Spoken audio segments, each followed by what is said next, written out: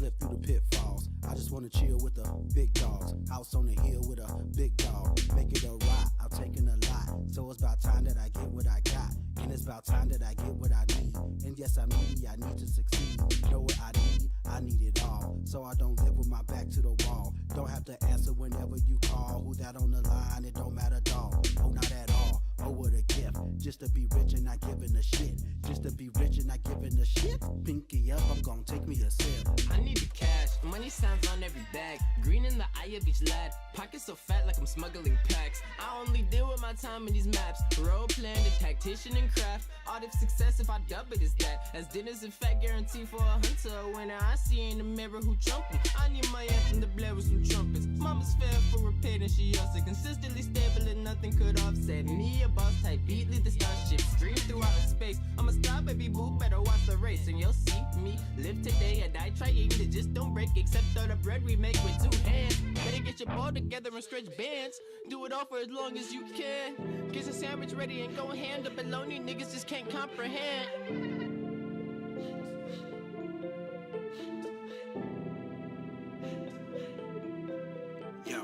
Cash rules everything around me. In that I am drowning, cause I don't know accounting. Blame it on my school system, blame it on my county. In that I am drowning, blame it on my clowning. Blame it on my young and my dumb. And not knowing where it's from, and not knowing where it's going. Might as well throw it in the ocean. As I put my back in motion, might as well throw it on some drinks. Hit a Miami for 2 weeks, might as well throw it on the beach. I don't give a fuck about the economy. They ain't never helping those in poverty. They ain't never coming here to save you. Waiting on that trickle down in your rain boots. You the blood, sweat, and tears of this whole operation though. You will make it operational, but don't deserve paid vacation though. I don't know what I look like. We were the fool, I'm losing my cool. I need to make moves, get my community under a groove. Like one nation, so we never lose. Nothing can stop us now. They will not knock us down. We will not chill while they chop us down. That is not simply allowed. I'm not the one to kowtow. Cash rules everything around me. In that I am drowning, cause I don't know accounting. Blame it on my school system, blame it on my county. In that I am drowning, blame it on my clowning. Blame it on my young and my dumb. And not knowing where it's from, and not knowing where it's going. Might as well throw it in the ocean. And I put my back in motion, might as well throw it on some drinks. In a Miami for 2 weeks, might as well throw it on the beach.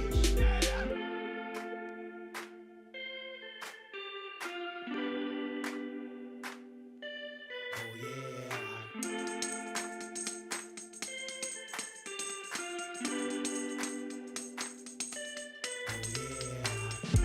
She love to back it up when we in the club. She love to show me love. Oh yeah. She love to back it up when we in the club. She love to show me love. Oh yeah. Baby girl, hold it right there. Baby girl, hold it right there. Baby girl, hold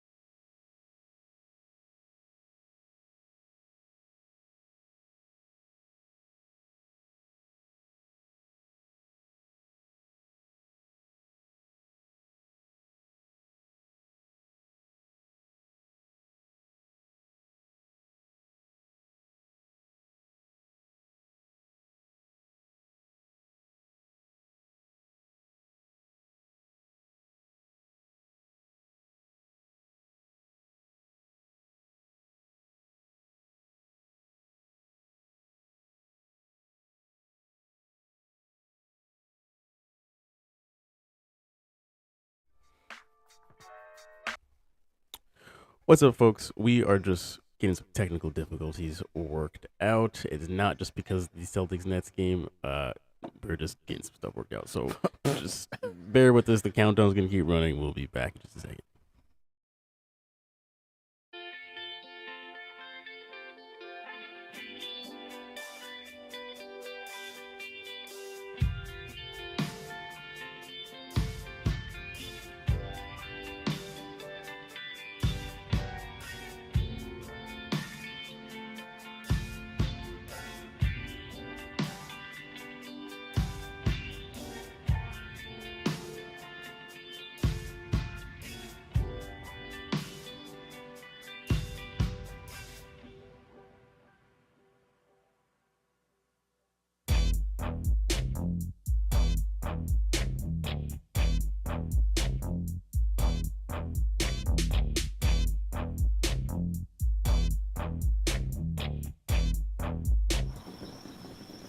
All right, folks. I don't know what was.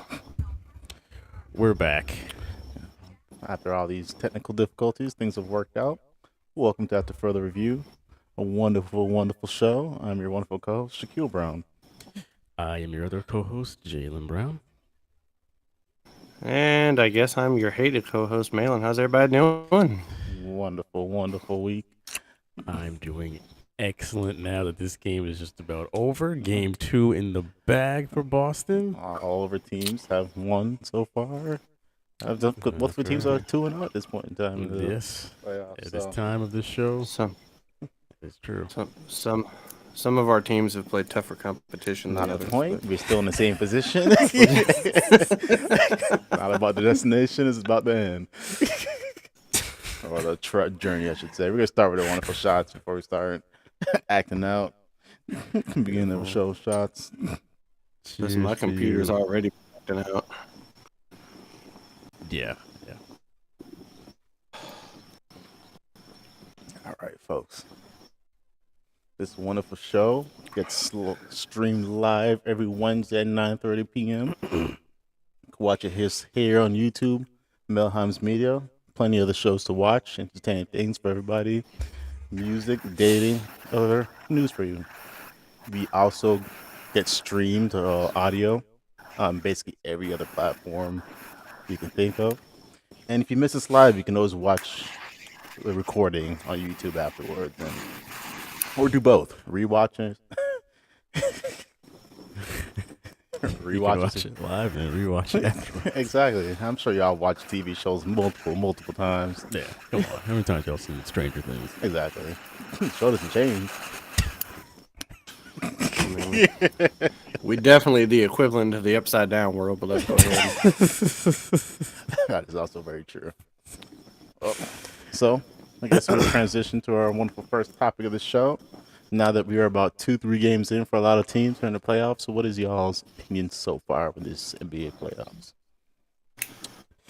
Well, now that the Celtics are up 2-0 on the bummy Nets, sorry, Brooklyn Nets, weird slip up there. I'm very happy with the first round of this playoff so far. I figured I was going to be either mildly upset, very upset, or very happy. And right now, I'm very happy at this point. Yeah, there's as a whole, I feel like there's a couple series that don't really need much talking on. Hawks and Raptors. Yeah, Atlanta and Miami. Yeah. Up until last night, not gonna lie, I couldn't remember who Phoenix was playing. Doesn't even matter. Yeah, but Themselves. that series coming much more alive now that the Pelicans even it up and Booker going to be out for a little while. So yeah, I think like that series, Memphis, Minnesota, is highly interesting. Utah, Dallas, and then of course Boston and Brooklyn are like the most entertaining ones that I'm like really tuned into. How about you, Malin? Well, I mean, no one's tuning into the Heat games because it might as well be a scrimmage at this point. They pretty much have no competition against Atlanta. When Trae Young is simply just complaining about tough defense in the playoffs and saying that he can't get shots on or it's unfair, you're done. Yeah. That's just kind of ridiculous. Like, okay, you've been in the playoffs before, buddy. So I guess the Heat don't really matter so far this series. We'll see what they can do against tough competition in the next series. I think the Grizzlies woke up. I think that is going to be an interesting series going forward. You know, and Morant only had 23 points, so they're still playing good team ball. So I'm looking forward to that one. As far as the Maverick series, I don't know. With no Doncic, I have a really hard time believing that Bronson is going to get another 41 points. And Kleber, is that how you pronounce his name? Because all I do is butcher NBA names. Kleber going 8 of 11 with threes. Are you kidding me? That's not happening. Like, it's not going to be a real series unless 77 comes back. So hopefully he does come back in Game 3. I honestly think right now that the Warriors are the best team in the playoffs right now, playing the best ball. 149 points in the first 2 games by Curry, Thompson, and Poole. Wow. They might as well just be the big 4 at this point. Like, to finally get Draymond Green, Klay Thompson, and Steph Curry back on the floor together, and then you add Poole to the mix, and that's 149 points with Steph Curry not even starting. He scored 34 points in 23 minutes. Yeah. In Game 2. That's insane. So you take into consideration, we'll talk about Phoenix in a little bit, you know, like losing the game that they lost. There's a lot of intrigue. It doesn't seem like there's one runaway team that, you know, is going to just coast right into the finals, but I would probably say that Golden State's probably the hottest. Yeah, they've looked really, really good. The fact that Steph can just come off the bench and know that it's all good because the rest of the team is playing really, really well, and Jordan Poole in particular is playing out of his mind. Like, I know he was playing really well during the regular season, but so far after just 2 playoff games, my God, it's just like sheesh. And apparently, like he was saying, like he watches Steph practice and play, and like has picked up a lot off of his game, and I mean it sure shows. Because he does play similarly to him. But I did want to bring up the game that just ended, the Celtics-Nets Game 2.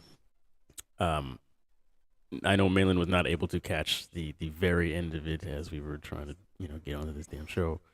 But the Nets did lead in that game for most of it, like pretty much into the fourth quarter, I believe. Until about 8 minutes into the fourth. Yeah.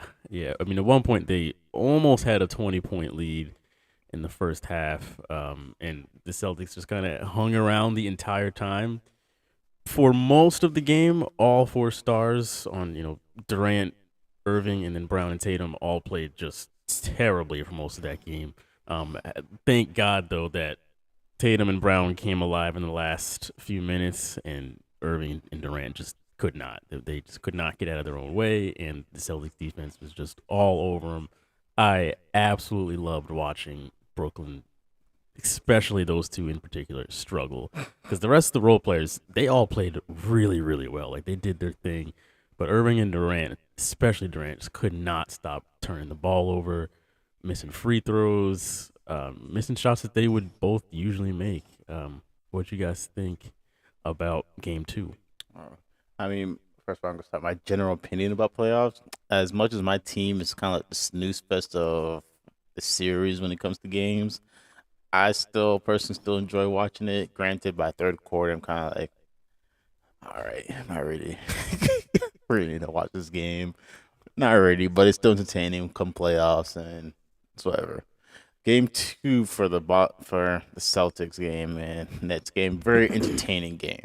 Definitely a more entertaining series going out because these guys playing hard from first quarter to the last second. The fourth quarter is very close and competitive, and it keeps you there throughout the whole entire game, not knowing what's down 17 points at a certain point, just to come back and win this game is amazing. So I mean, I don't want to overshadow game one either Yeah, because that was a highly contested game.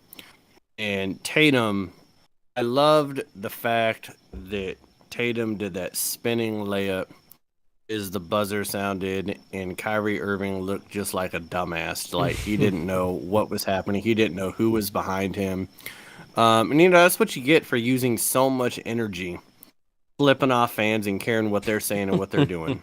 Like, I don't know about you guys, but I am so tired of today's stars, especially in the NBA, acting like they are the only, like they're the first generation of players that have ever been heckled. Mm-hmm. Like, are you kidding me? Like, you think Michael Jordan didn't get heckled in Detroit when he was trying to take down the Pistons for years? You know, like what do you think LA Lakers went through with Boston fans in the 80s? You think it was pretty? There was legit Like, so yeah, I thought it was childish. I do think that, Boston fans are being a little overboard. I think you're a little bit too into your feelings over a player that only played for us for 2-3 years. In fact, are you wearing, what jersey is that you're wearing right now? This is a Tatum jersey. This is not a Kyrie Irving jersey. Okay. I can't see the number from my vantage point, but I knew that you had an Irving jersey, so I was like, man, you better not be wearing no dang Irving jersey. There's legit a whole entire season at Netflix about these players getting haggled and fighting fighting these fans. Yeah. So it's like you're not the first people to get bothered by fans. Kyrie Irving is so close to becoming the next Ron Artest. Like, it's not even funny. So you have so much drama and intrigue with him flipping fans off, and there was somebody today on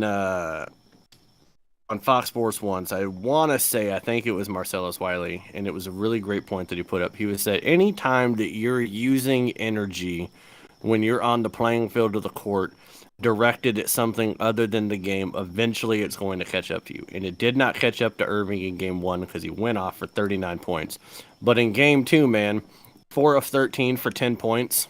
Yeah. I mean, I got a bag of trash that might score 10 points in a basketball game. Kevin Durant was 4-17 for 27. He still ain't found his shot.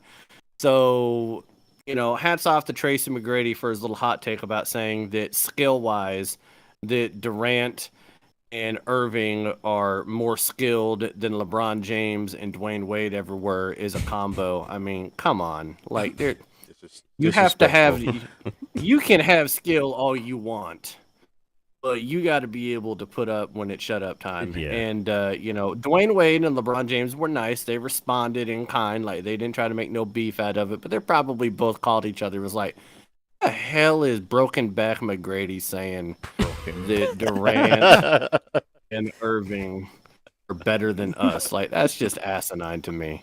So, but at the end of the day, this is the series that everybody was waiting for. Somebody was going to have to play Brooklyn. There's only 7 games in a regular season that separate these two from the 2 to the 7 seed.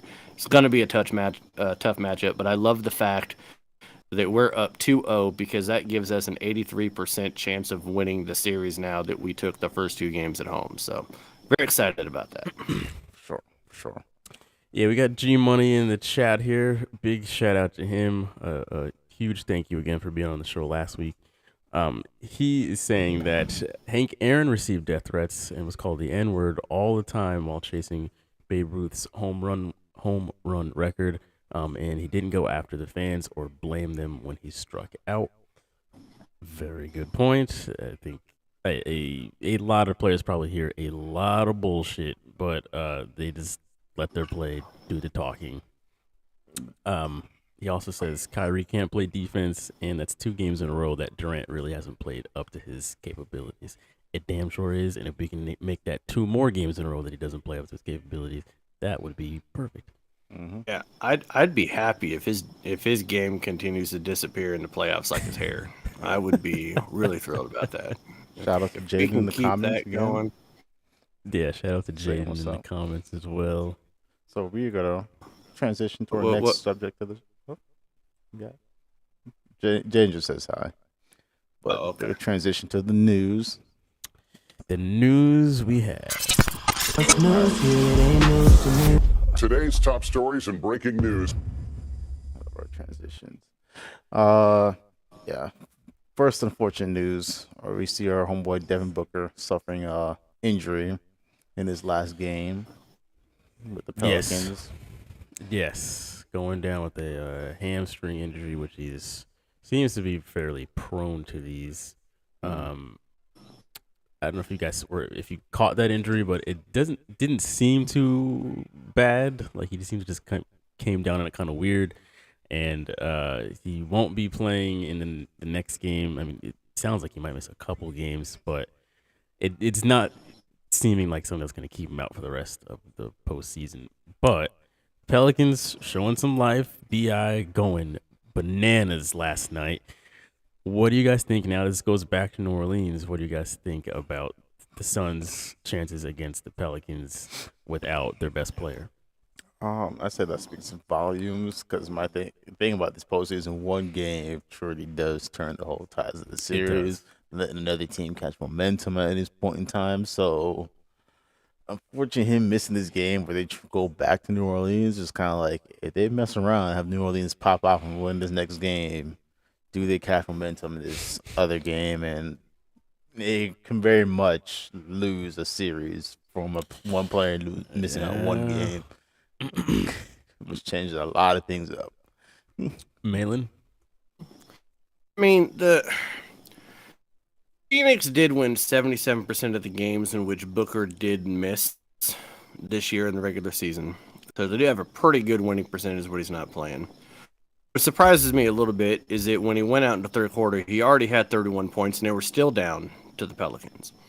I think that Phoenix was just kind of reading the tea leaves, thinking that they would just be able to cruise through this series and be able to sweep them no problem and move on to the next one, because everybody was saying, up until Golden State has been kind of showing out the first two games in the playoffs, everyone was saying that, book it, Phoenix is going to the finals again. It's finals win or bust for them. But now that you don't have Booker, though, and you're looking at Chris Paul and DeAndre Ayton as your two best players for Phoenix, I'm not so sure that they're better than Brandon Ingram and CJ McCollum is the Pelicans' two best players. I would match them up with each other. So it's definitely going to come down to second, third, fifth starters, the sixth, seventh person off the bench. What are your role players going to do? Going back to New Orleans, did they give New Orleans, because this is the crazy thing about series, did New Orleans walk away from that game with enough belief that they can actually beat this team? Right. Or did they walk away from it feeling like, hey, you know what, we got one? So it's going to be interesting to see how they showed up. Did they treat game two like that was their Super Bowl and they feel like that's the best they had? Or do they feel like there's better things to come from it? But in reality, the thing that I feel bad for the most, though, is someone like Chris Paul. Like, what else detrimental has to happen in the playoffs to this man's chances of winning an NBA Finals? Like, it's just sad. Like, someone like Chris Paul deserves an NBA Finals. I believe that this year is the best opportunity he's ever going to have because he's just getting older. I think he's 37 years old right now, 36, 37. This is his best shot. So Booker, this has to be only missing 2 games, Booker, and then he comes back. If Phoenix at least takes one of the next 2, I think they're going to be fine.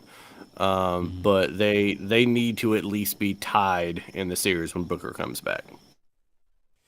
Yeah, to me, it's a bit more about Brandon Ingram, because if Booker is out and Brandon Ingram can play, I mean, he doesn't need to go off for 45 a night, but if he keeps that similar type performance up, Phoenix could most definitely be in trouble. And it's like you may have just opened up Pandora's box with him playing that well.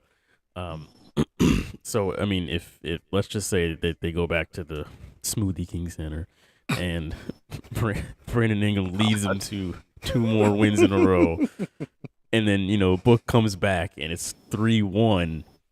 I don't know. Yeah. It could get a little dicey. It's got to be 2-2.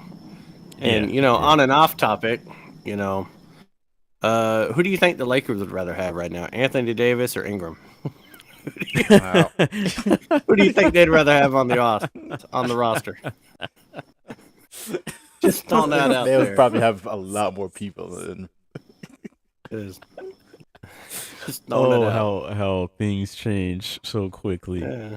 I mean, they probably wouldn't have that bubble chip, but they would have a heck of a lot better chance of winning a chip next year if they had Brandon Ingram instead of Anthony Davis. Anthony soft tissue Davis can't be on the court for 30 games a year. But it's all Man's good though. like LeBron's got his buddy. Man, Anthony Davis is like a box of tissue paper thrown at a bathtub, man, just wet and soggy all the time, always tearing apart. He ain't doing nothing.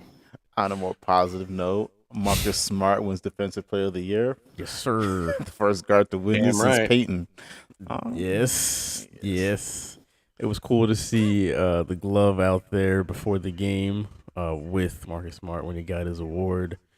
That just, yes, like I was so happy that Marcus Smart ended up getting this. Like he is the lifeblood of the Celtics, has been ever since we drafted him. Like, love Marcus Smart. I've even through all the years of hearing different trade rumors with his name involved, I've always wanted to keep him because I strongly believe he's the lifeblood of this team. And this year he's played some extremely locked down, scrappy defense. He always does, but this year more than previous years, he was locking everybody down. It was a big part that. Sorry, Siri's saying something. Anyway. Yeah, Marcus Smart, much deserved.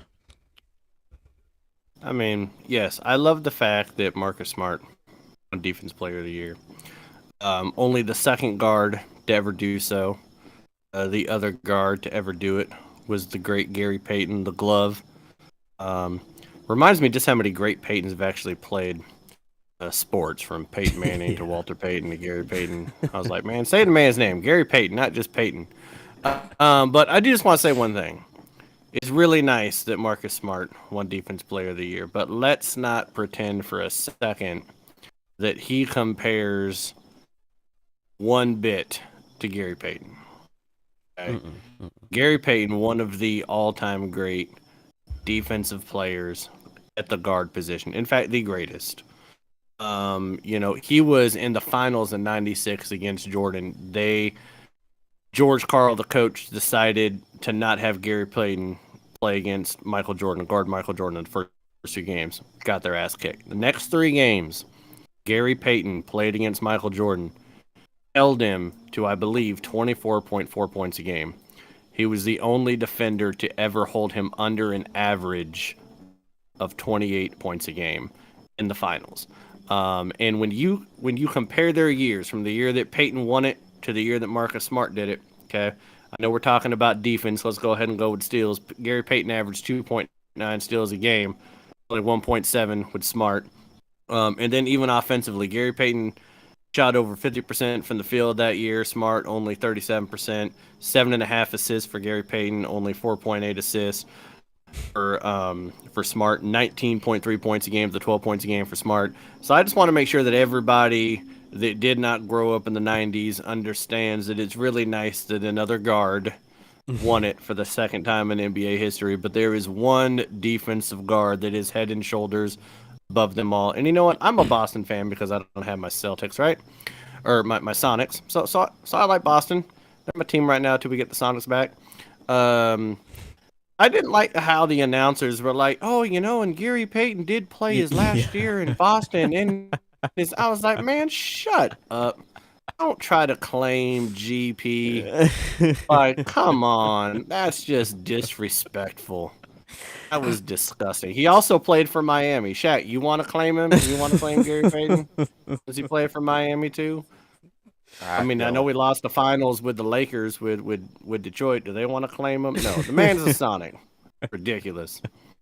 It was funny how they threw that little tidbit in there. G Money says, well, the Lakers got rid of Ingram and Ball, and they could have used them both this season. It's really funny that they don't have Lonzo Ball or Ingram or Caruso anymore. Like, all those dudes sure would look pretty good right now. But they got Russ. Chicago could be got using AD. Ball right now. They got Russ. No fear. And we're gonna transition out of that news of Russ. On other news, Marshawn Lynch and Mac Moore become owners of the wonderful Seattle Kraken. So that's what we're transitioning to. Yes. Certain avoid Laker news. Malin, we should probably kick that right to you. You're on Seattle Kraken, getting Seattle native and Marshawn Lynch. He might as well be Seattle native. Well, first of all, I don't claim Macklemore. I could actually give two craps about his music or his talent because he doesn't really have any. But it's Macklemore. I'm just saying, yeah. That man got a little bit famous making music right around the time the LOB in Seattle won a Super Bowl, and he started making songs about Seattle sports, and he was like riding the coattails of the Seahawks being great. So there's a reason why Macklemore is doing concerts in casinos instead of stadiums and arenas right now. So let's not put him and Marshawn Lynch in the same category, okay? Now, I will say it is kind of cool for Marshawn Lynch. Like, Marshawn Lynch is the perfect player to have an ownership stake in a professional franchise. Like, until Marshawn Lynch, it's been LeBron James, it's been, Derek Jeter, Michael Jordan, these different players that get ownership stakes, turncoat Russell Wilson, who now plays for Denver. He wants to be part ownership of a team at some point. But Marshawn Lynch is just the craziest player I've ever seen played. The best personality. When he tells you to take care of your mentals and count your chickens, that's a man that needs to be a part owner of a franchise. And I don't know if you guys saw him in the video of doing donuts in the Zamboni.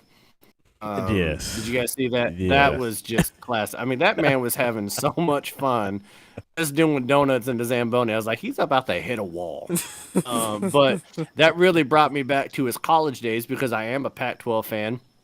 He did play for the University of California, and there is a viral video of him after a win taking an injury flatbed cart and driving it around the field, almost hitting like 30 people in the process. So he's used to getting into vehicles that he has no business getting into and almost destroying shit. It's absolutely awesome.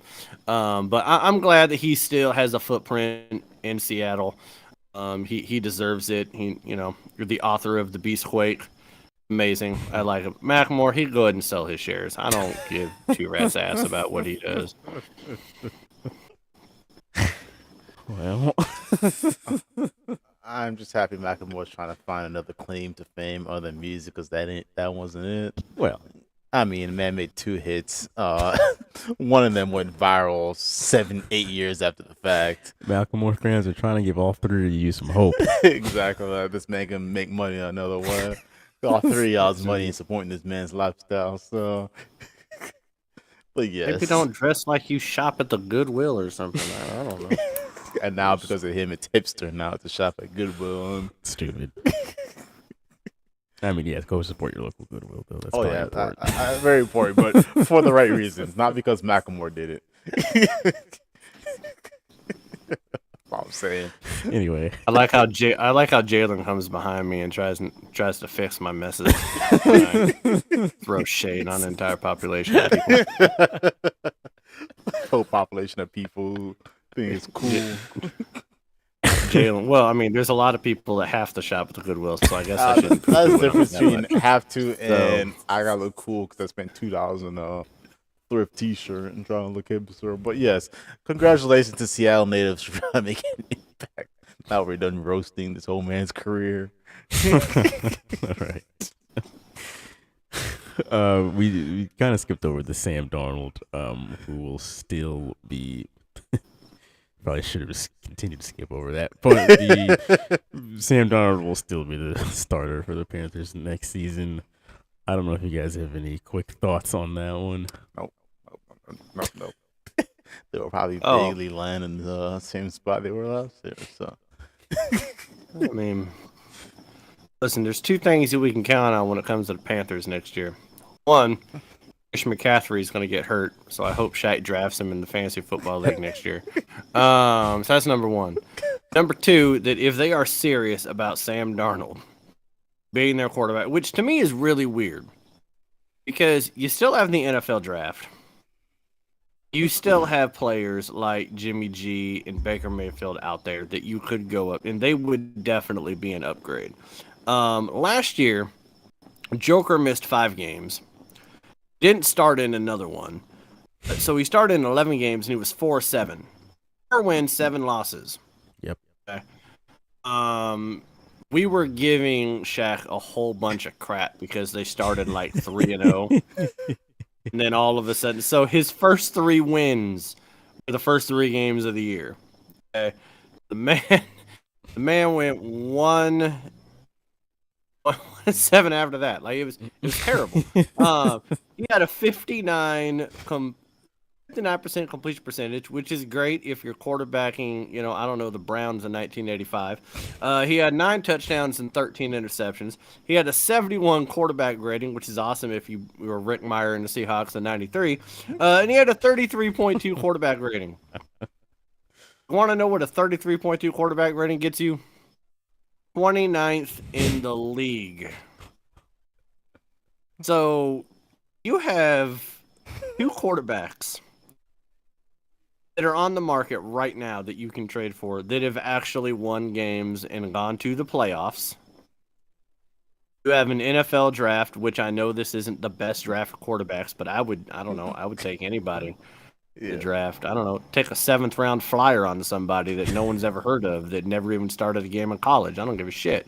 But you're going to go ahead now, before the draft and all that, you're just going to bypass Jimmy G and Baker Mayfield and all that and say, you know what? We saw enough out of Sam Darnold last year. Take us to the promised land. Like, how can you tell your fan base you're going after a Super Bowl with that quarterback?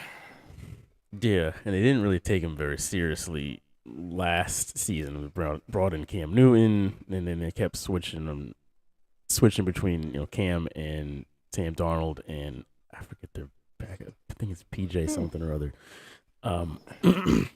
Yeah, like I don't know why they came out, especially this early, and already declared that. I do want to ask you though, Malin, do you think that Carolina is more serious saying Sam Darnold is our starter, or do you think the Seahawks are more serious saying Drew Lock is our starter? Okay, well, first of all, calm down there, Jalen, because you're going to be at my house next week. So let's not throw hands with these stupid questions. 2 things. One, I think they actually are dumb enough to think that Sam Darnold is going to be their quarterback next year, and the reason why is because they're dumb enough to think that Cam Newton was better than Sam Darnold, because that man hasn't been able to throw a pass since he got COVID back in 2020. All right. So Cam Newton's career is done. So the fact that they tried to resurrect it, that was cute. Yeah. But when it comes to the Seahawks, there is a debate and a battle out here amongst Seahawks fans, because we have Drew Lock, right? They've never said he's a starter. They just say they like his potential. That's neat. True. I like my 9-year-old's potential to play basketball, and he can barely dribble right now. Okay. Then they also go out there and they sign Geno Smith, number 1 in your hearts and number 7 on the field, to a $4 million contract with upwards of $7 million of money in incentives. And that's who we're rolling into camp with. We got Jacob Eason, that was a 5-star recruit out of high school going into college, played for Georgia University of Washington, went to the Colts, went to Seattle. We got Geno Smith, God bless us, and we got Drew Lock. So I really hope that Rashad Penny can do everything he did in the last 6 games of the year last year. And good Lord help us all. So I don't know who's going to be the quarterback of the Seahawks. I don't even know if they're going to draft somebody. At this point, It's like Russian roulette. Shoot yourself in the head and use the 9 pick on a quarterback. I don't care. Do something. And that's so I don't know who the quarterback's going to be. Drew Lock or Geno Smith. It doesn't matter who it is. All I know is that they're potentially the worst quarterback in the NFC West. The only way that they would not be the worst is if the 49ers actually start Trey Lance, because I don't believe in him at all. And as much shit we talk about Sam Darnold, if a certain team of ours were to happen and be like, let's argue and try to get Sam Darnold at any point in time, I would have been like, Go ahead and transition for whatever BS we got going on at quarterback position and see me get Sam Darnold. Just The saying. better question is, would Shaq, as a Steelers fan, rather have Mitchell Trubisky or Sam Darnold? That's the real I would question. like to hold my judgment till the first 2 games of the season, And, but we're just talking right now. Just if you had to, Like, you got to kick one off the team. You got to keep the other. I was about to make a terrible joke. But no, you Sam got Darnold. like either you're wearing number 10 or you're wearing 14 next year, Shaq. Which one is it? Sam Darnold. I'm Are sorry. you serious? Trubisky at least has a winning record, man. For the all few handful of games this man has played, this man has. Did you see? You predicted the man wouldn't win like 4 games last year. I predicted the team as a whole wouldn't win 4 games last year. I wasn't calling anybody out in particular. I will say this as a Seahawks fan right now. I would take Drew Lock over Sam Darnold because I do think that Drew Probably. Lock has a lot of potential, but he's very unpolished. He's more like Brett Favre, to where he likes to like be a gunslinger and throw it all over the place. You can't do that in today's NFL. You're not going to go to the Hall of Fame or be a starting quarterback if you throw the ball like Brett Favre used to. But if you're giving me Geno Smith or Sam Darnold, taking Sam Darnold.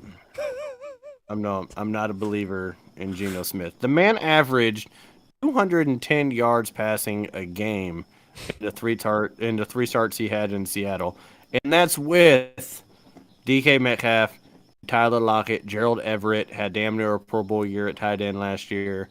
I know they were playing running back up by committee because Chris Carson was hurt and Penny wasn't there yet, but there was a lot to be desired for the 3 starts that I saw out of Geno Smith. So Pete Carroll can go up there with his little crooked nose and all the optimism in the world talking about how Geno knows the system. Well, if he knows the system, he doesn't know how to correlate it to the field. So paper, that's a he knows problem. On paper, it's not worried about applications. It's on paper. All right, transition. We're going to talk about Brady and Aaron Rodgers versus Allen Mahomes in his wonderful Capital One's matchup come June 1st. It is amazing to see people that cross the platform of sports, I would like to say, and see the fact that these guys actually got talent and can do other things besides one-dimensional. So it's very entertaining to me. This is what I was actually tuning in for.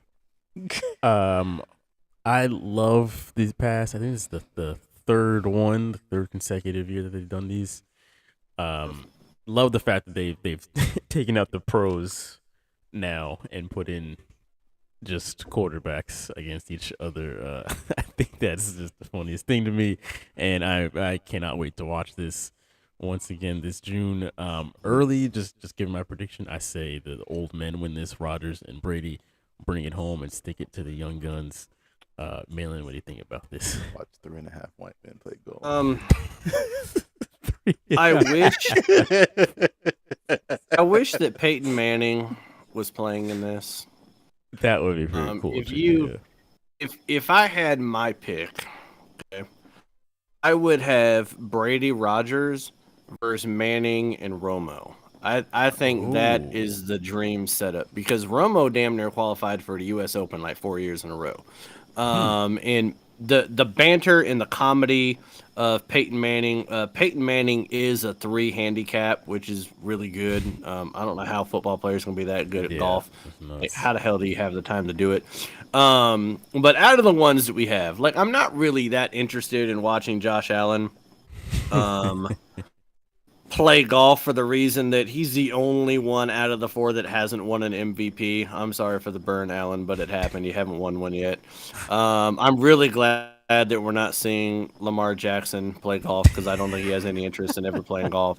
So I'm glad that we got 4 out of the last 5 MVPs and not 5 out of the last 5.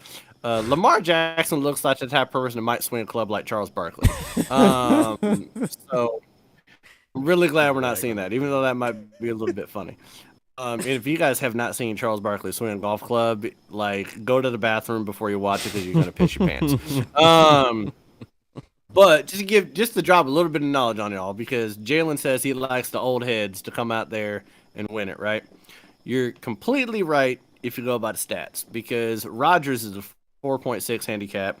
Brady's an 8.1. So that's one thing that Rodgers has on Brady in a sport, is that he has a better golf handicap than Brady. That's really the only thing he has, because Brady whips his ass and everything football. And Allen's a 9 handicap, which is still about 15 points better than me. And Mahomes is a 7 point. Now, it really did surprise me that Patrick Mahomes has a better handicap than Tom Brady. Yeah, that's I didn't even know that Patrick Mahomes played golf. He's probably going to do some Happy Gilmore shit and run outside the pocket and smack the ball from the side and do some sidearm shit one-handed with a club and knock it 320 yards in the middle of the fairway. That would be the most Patrick Mahomes thing I've ever seen in my life. So I am interested in seeing it. I do think the old heads are going to win. I do think it'd be funny if Mahomes and Allen won, but they need to get Peyton Manning and Tony Romo on this next year. Book it, people. Needs to happen. My prediction for 2023, it won't be that, unfortunately. I feel like Russell Wilson's going to creep into one of these spots. I just smell it. Okay. I can see it. Like, what are they going to do? Are they going to have, like, one of those little kids' plastic golf sets for him to use? Oh, I'm sorry. Russell Wilson's not my quarterback anymore. I don't know if you guys knew that. All right, folks. This I is don't a know if you wonderful guys show. knew that. Russell Wilson out here throwing passes to people at the White House like he's about to run for office. Okay, so let's not. It's wonderful. This is just getting ridiculous. We're gonna transition this saltiness into a break and Amen. and ease our way out of this. And Repent. repent. Hopefully, come back better people. Listen, I'm broadcasting live from a salt mine, gentlemen. I got this all day long. All right. All right. We'll be back in a few. Okay. You do you. Ain't no need to think it through. It's flowing all through your body, flowing all through your veins. Don't drive yourself insane. You already know you hit to the game. Now live up to your name. Live up to your name. I feel it with the fears in my head. Can't get it out of my mind.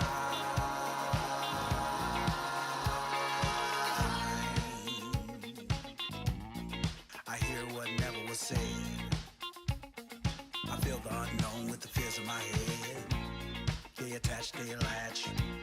I got a brand new batch. They don't lack, that's facts. No slack. Pimp tight, attached from the inside. They'll fuck up any kind of night. They'll fuck up any kind of vibe. Playing tricks with your mind. I cannot get it over.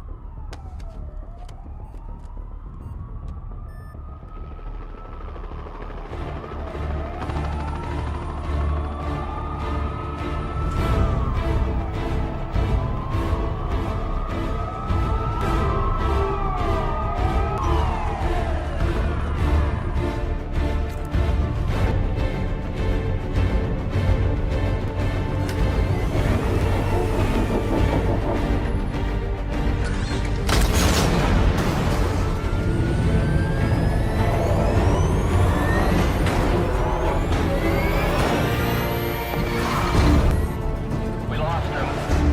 How could you lose him? He's got a lot of firepower. What, and you don't?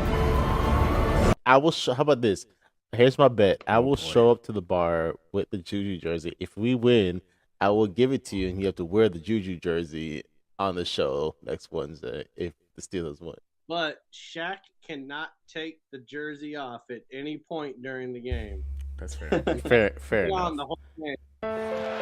They bring 5. Smith goes sideline. It's caught by Milwaukee, who lost the football, and it's recovered by Swain.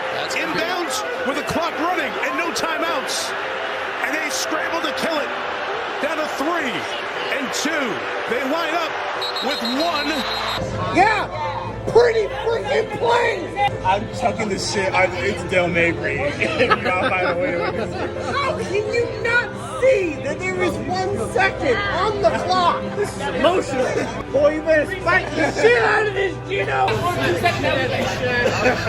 Oh, let's go. What do you mean, wide left? There was... No, he thought we were friends. Man, you better fold that shit up. We ain't done yet. Come on. Get off the bar. I respect your attitude here. We'll be quiet. No, it's great. You're in your lap and having a good time. He's the one drinking beer. I'm drinking water. Did you know AFR is also on Spotify and Apple Podcasts? Click the first link in the description below to listen to the most recent episode of the show. 8 fans fell out of the stands as Jalen Hurts is walking into the tunnel. I will just preface this by saying all those people were just fine, no serious injuries. They were all right, but goddamn, that was funny to watch. Fortunately, knowing how the Eagles fans are built, the last thing you should do is lean their body weight against anything. First of all, you got to be a real diehard Eagles fan to be reaching out that far to get a high five from Jalen Hurts. Like I said, is only averaging 188 yards passing a game. Okay, I'm just saying. Live chat here, TW1. I swear, y'all come out of fucking potholes like cockroaches. Steady Eagles haters. We aren't going to win the Super Bowl, but we might win the wild card. What does maybe. What does that matter? What does that matter? TW1, 50% of teams have a shot at winning the wild card. Maybe. I swear to God, these Eagles fans just really be riding whatever wave they can catch. They're going to catch a rip off a puddle that would rhyme it. I love how we're not even talking about the Eagles right now. Yes, Fuck you even find this, bro. He's like, we're talking about the other team in Pennsylvania, people. First question. Who is currently leading the NFL in reception yards? I'm going with Arizona. I'm a player. Sorry, player. Larry. I'm going with Larry. Larry who? Fitzgerald. Oh my God. No. Currently. He's not still in the Arizona Cardinals? Where's he at? Cooper. Home. Just drink. Oh, okay. Which current quarterback that is actively playing has thrown the most interceptions so far this season? Heineke. No. Okay, no. It's Mahomes and Zach Wilson. Dang it. Really? Yes. Drink. You deserve that L. Do it. Your head coach, Ron Rivera, he won a Super Bowl in the 80s as a part of what team? Fuck it, Michigan. No. Wait. NFL. NFL, my guy. NFL. Oh. Oakland Raiders. That was a good guess. That's good. It was Washington, wasn't it? It was the Bears, actually. Oh, the Bears. Okay. Which current running back, has the most yards at the first initial contact? Jesus. 45 seconds. What was your answer? You were wiping your forehead. Don't worry about it. What they got to do with me and my Henry. Does me wiping my forehead change time? It does, because that's like a time zone. Who was our quarterback in Washington or Redskins? He was the first black quarterback on the Washington football team. Why are you asking me this? Oh my god. Jason Campbell. No, Hell no. I want to see the first black quarterback. Nigga, he's black, and he ain't The first black quarterback on Washington. Or Doug Williams is just as black.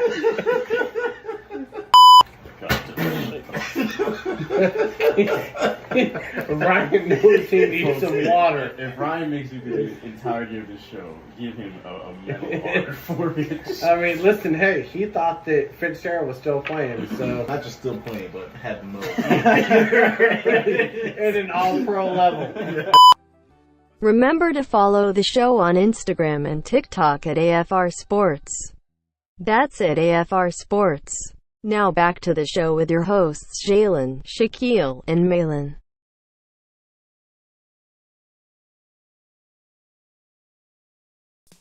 Welcome back, you wonderful people. Hope y'all empty your bladders and refill your drinks. Prepared for a wonderful show, second half. Welcome back, folks. To the wonderful tunes of Macklemore, Thrift Shop. Y'all remember That's just disrespectful. Y'all remember the gem from like 2012? All of This is the 10-year anniversary of Thrift Shop. Little did you know. I know a Seattle jam, and y'all hear. I hope this team comes out to this song every single game. It would be a disservice. They skate out to this song. I love how we bragged about being able to keep this show on tempo. You immediately come in here talking about Macklemore. Sorry, folks. And speaking There's of a level of disdain that I have for both of you right now. Speaking about rambling on about nothing, next week we got a wonderful episode. We'll be yeah. It's a great transition. We'll be live streaming the show. All three of us will be in person. It'll be next week about 8 p.m. during the draft. Yes, sir. You see all of us. We have some sort of chaos going around. I don't know if you fully decided or drinking chaos for the game. Probably the same thing as last year. Okay. Of any sort of trades that go up or down in the thing, we'll be taking a shot. So it'll be very entertaining. Yeah, I'm looking forward to a very this is the hopeful time for all teams in the NFL, so we can all be optimistic going into next year. In hopes that we do wonderful things for all of our teams. Right on. And on that note, This is the first time my Seahawks have even had a pick in the first round in 3 years, I think. Jesus Christ. So much less the top 10. We haven't had a top 10 pick since 2010. Wow. So yeah. Before we that's when we picked Earl Thomas. How long it's been. Before we transition to any further, I forgot that we didn't take our wonderful shots on this half of the show. So let's go ahead and transition into wonderful shots. Too eager about trying to make smooth transitions. There we go. Cheers, gents. Pascal Siakam still look. Never mind. I'm not gonna say what he looks like. Don't do it. Yeah, you gotta let me the shots at people. You're supposed to be the nice guy, Jalen. Oh, I very much know what this man looks like, but You can all use your imaginations. Folks, we're gonna transition to our wonderful comments by you great people or in voting pools that we like to host on Instagram. Yes, except Instagram was slacking this week, so they're all pulled from TikTok. A wonderful community of people in themselves. Yes, TikTok, you may be toxic, but you are vocal, so. That's the one There thing you go. that shouldn't be. But when you put it that way, I'm surprised I'm not on TikTok. I think you should be. Trust me, you should be if you would know anything about TikTok community. Own think the I whole have a damn much company. needed voice. I have a much needed voice that needs to be heard on the talk. All right. The first game was the game 2 of the Minnesota-Memphis game.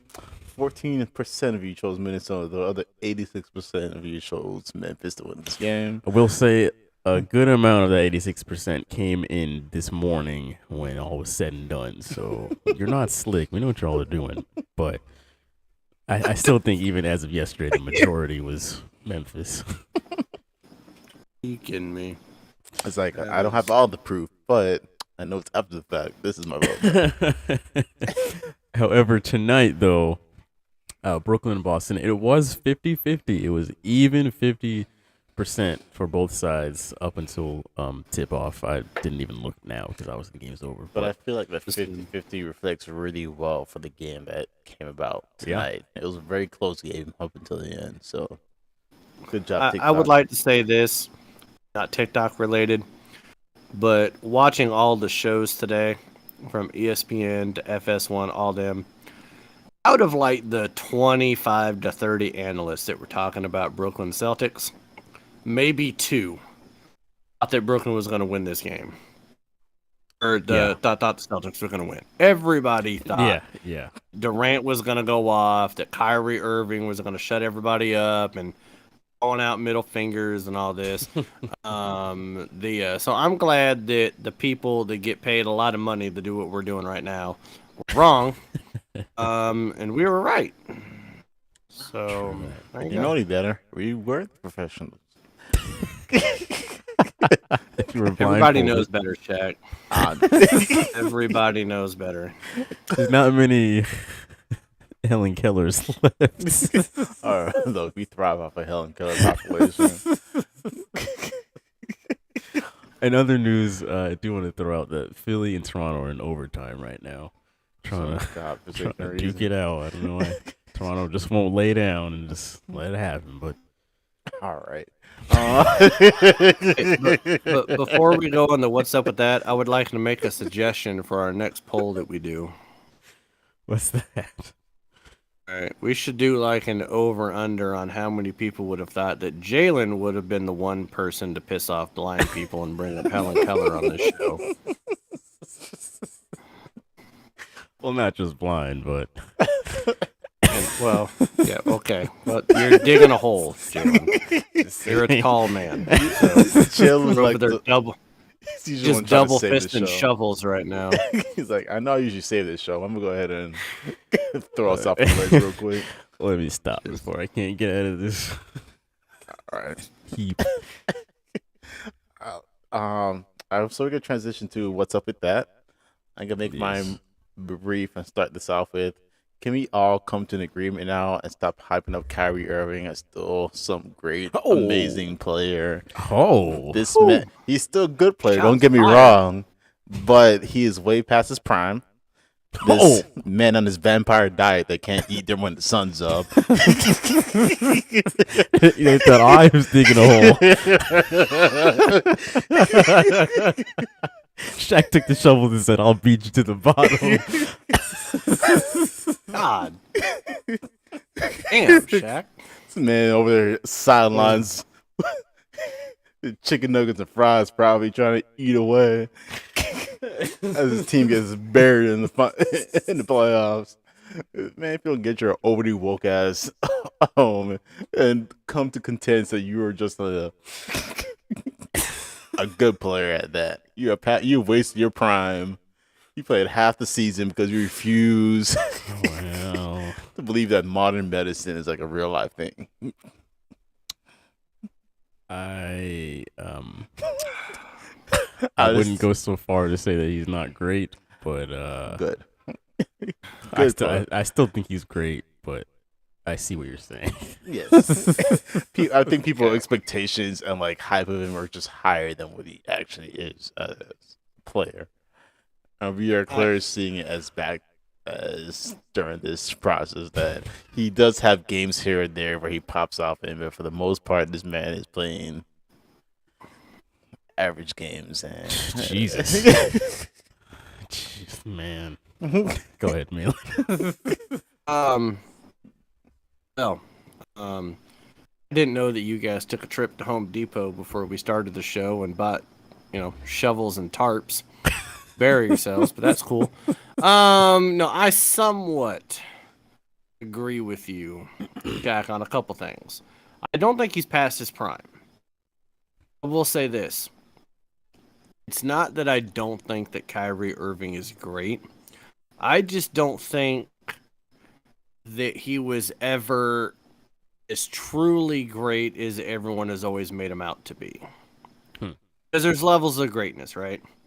Yes. You can be in the Hall of Fame, you're great. Do I think if he stays on the trajectory of his career right now, he's going to end up in the Hall of Fame? Yes. Did he make the three-pointer in Game 7 against Golden State before the block that LeBron James had? Did he give Cleveland the lead in that game? Yes, absolutely. That is the highest of the peak that he's ever going to have. But let's be real. Before LeBron James came to Cleveland, he wasn't making the playoffs. Wiggins was a number one overall pick. Like they were in the lottery for the first 2 years of his career. LeBron James helped put him on the map to showcase his talent by putting greatness beside greatness. Now, again, I'm not saying he's like the greatest or in the upper echelon of great, but I do think he's a great player. He has more skill in his pinky that most NBA players have. Okay?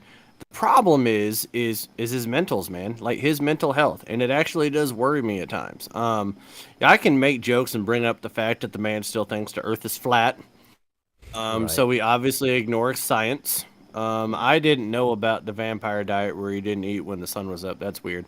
That man's missing out on a lot of good food. It's a Ramadan thing. Oh, Jalen's but now you know, trying to be politically correct. I'm just telling you that is why he's doing it.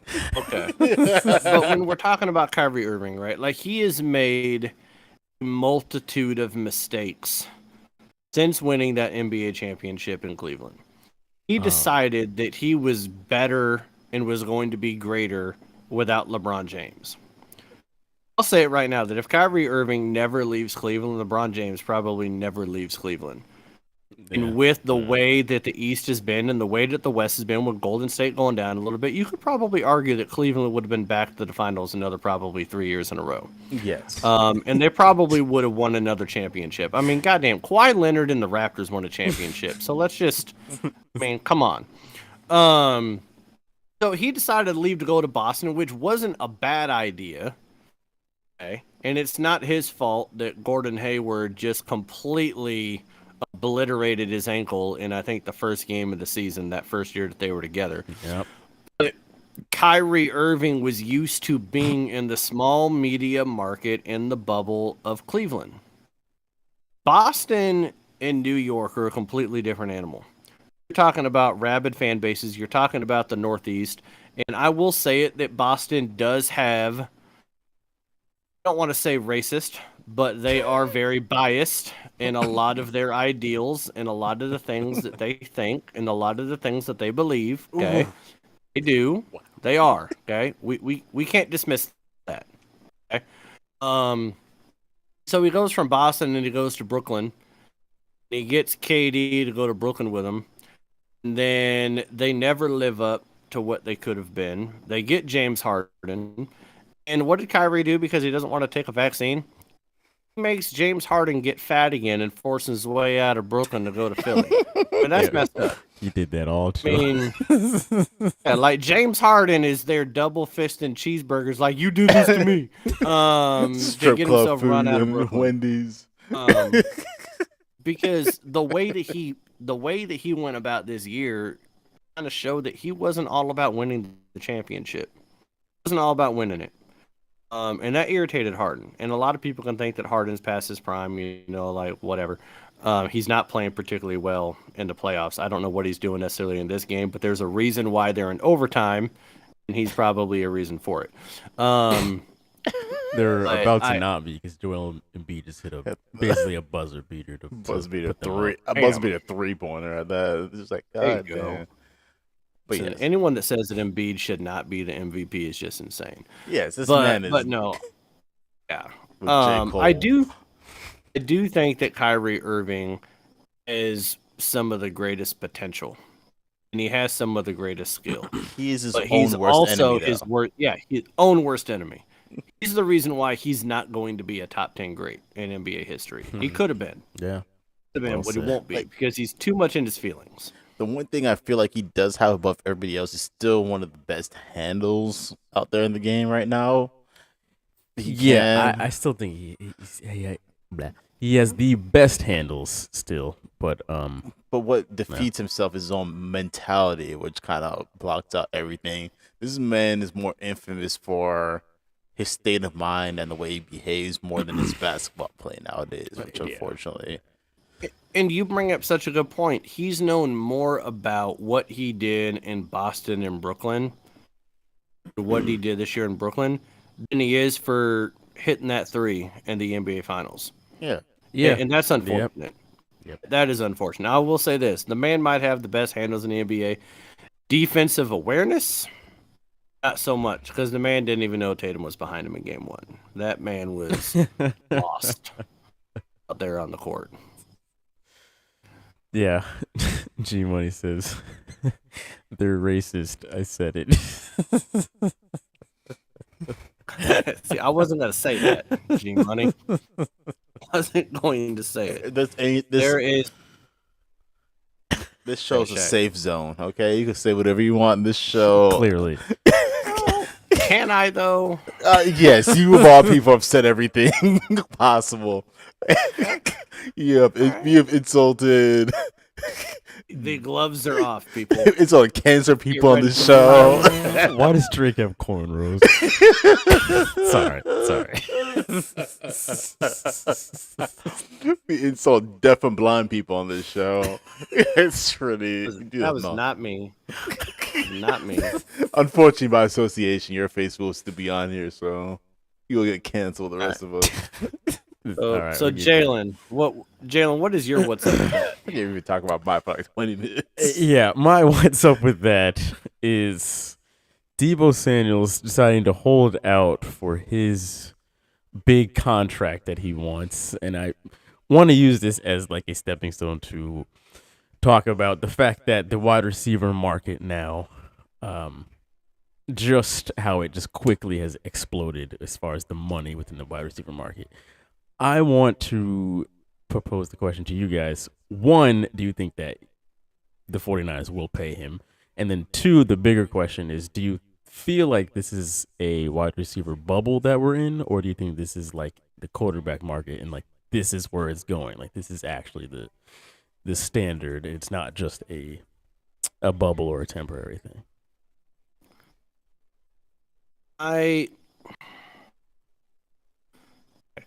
Because you asked two questions there. So I'll answer the first question. I'll let Shaq answer the first question. So the first question was, the 49ers going to pay him. The 49ers, I think, want to pay him. Difference is, Deebo Samuel does not want the 49ers to pay him. Something has happened in the first few years of him being on that team to where he has felt disrespected to the point where he doesn't even want a second contract. And this isn't the first time that they have bungled players on that roster. Like what they've done with Jimmy G over the last several years, the front office just doesn't seem to understand the fact that you have somebody like Deebo Samuels, top two player on your team outside of Fred Warner. Fred Warner didn't necessarily play up to the standards that he had a couple years prior, but Deebo Samuels, Fred Warner, best two players on the team. You pay that man, and not only do you pay him, but you do what you have to do to make him happy. Now, Adam Schefter did report today that one of the reasons why he's requesting a trade, and this furthers the divide that he has in San Francisco, is that he wants to play closer to home to South Carolina. He wants to be on the East Coast. He doesn't want to be on the West Coast. But what I really think is happening is that, one, I don't think the 49ers want to pay him as much as the Dolphins are paying Tyreek Hill. I don't think they want to pay him quite as much as someone like Adams in Las Vegas, because he's only been in the league for 3 years. He's going into his fourth year, right? I think what's pissing off Deebo is that he doesn't like the way he's being used. He was number one in receptions, number one in receiving yards, and number one in rushing touchdowns. They're using him split as a running back and a wide receiver. Yeah. The running back, you take a hell of a lot more hits than you do as a wide receiver. By playing him the way they're playing him, they are literally shortening his NFL career. He ran for, I think, almost 400 yards from weeks 10 through 18, and he even missed a game they didn't even play. You guys saw that Green Bay 49er game and how hobbled he was at the end of that game. Like, he can't sustain what the 49ers want him to do offensively, and he knows he's their only weapon. And does he really trust Trey Lance to be great? Does he really trust Jimmy G to come back to the 49ers, who's been jilted by the front office and is coming off of a shoulder surgery? I don't think so. So I think he's reading the tea leaves on the offensive talent, knowing that they're going to make him do a lot of the split dual stuff that he was doing before. I don't think he can trust the caliber of quarterback they have in a very tough division of the NFC West. And they're not wanting to make him the number one wide receiver, money-wise. So I don't think he wants the 49ers to pay him. I think he has just decided, I want to go someplace else. And unfortunately, the NFL opened Pandora's box where you've had several players that said that they don't want to be there and they get traded, i.e. Devontae Adams, Russell Wilson, just to name a few, Tyreek Hill. You've had a slew Deshaun Watson of Deshaun Watson, of great players that have said, I don't want to be at this organization anymore, and that carries weight. They dish him off to another team, and then they get the contract they want. So he's just following the blueprint that these other players have done. So I don't know. If you were to try to ask me an over-under on if he's going to play for the 49ers next year, I would probably have to go 40% at this point. I have to kind of agree with Bill that they probably won't end up paying him out purely because they know he probably doesn't really want to be there. And if, of course, he underperforms next year, it's purely going to be like on them for re-signing and paying this man all this money when deep down they know this man ain't trying to stay. Granted, there's probably going to be another team willing to match whatever he's trying to get for worth-wise. Because there's a lot of team out there who invest in a quarterback who really needs to make sure that quarterback has weapons to. I'm sure the New York Jets would love to have him. Yeah, but I'm sure that still wouldn't make a difference, but there's still people who are trying to make sure they got the weapons around the quarterback they invested in. And we're not going to invest all this money on somebody who has the same receiving core that we had when we were failing as a team. So yeah, I think he will end up being on another team. And it is funny that if you took somebody who had just a basic understanding of football and they watched the 49ers play, they would probably assume that he's a running back just on how the 49ers use him. Like, if you didn't know any better, there's a good chance that that's what you would think. But on the second question, do you guys think that this is actually where the market is heading, where it's wide receivers are also getting huge paydays, or do you think this is a temporary thing? Malin, I think that it is, like you said, the wide receiver market has exploded. And we're talking to a degree to where they're signing contracts $10 million north of what the highest paid wide receiver was getting before them. Okay.